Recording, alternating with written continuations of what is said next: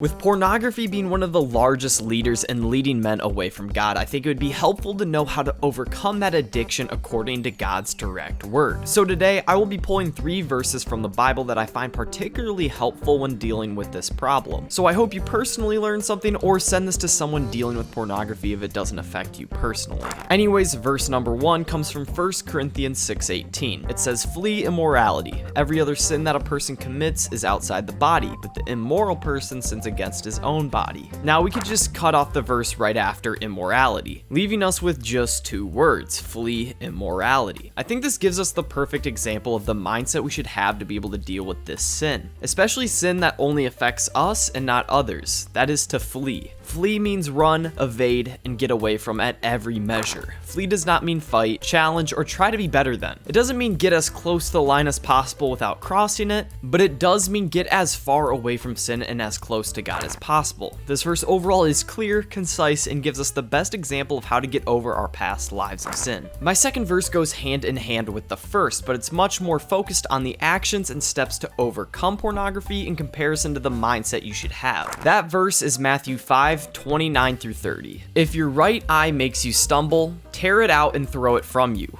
For it is better for you to lose one of the parts of your body than for your whole body to be thrown into hell. If your right hand makes you stumble, cut it off and throw it from you. For it's better for you to lose one of the parts of your body than for your whole body to go into hell." Now, before you go and tear out your eyeball and cut your limbs off, please let me explain. I think in our day-to-day lives, we'd see a lot more eyeballs missing from people as everyone has sinned, making them a sinner, meaning they should have to cut off each part of their body that has made them sin. But that isn't what I get from this verse. What I got is if there are things that are in your life which constantly are bringing you back into sin, why are you still allowing those precursors in your life? So for instance, if you catch yourself lusting after women on TikTok and realize that it's a precursor to going and looking at more severe content, why is that app even on your phone? If all your friends ever talk about is just trying to have sex with a lot of different women, or even if they talk about the porn they watch a lot, why are you even hanging out with them? The whole point of this verse is to express that it's much better to cut off everything that may tempt you to sin, whether that's content you consume, people you talk to, or habits that you have, and instead focus on your personal relationship with God so you're more inclined to be away from sin, death, and hell, and closer to God and what He wants for you. Again, like I said, these 2 verses I've read have gone hand in hand. Both deal with getting away from sin as much as possible. 1 Corinthians 6:18 sets the mindset, and the set of verses from Matthew sets the plan of action you need to take.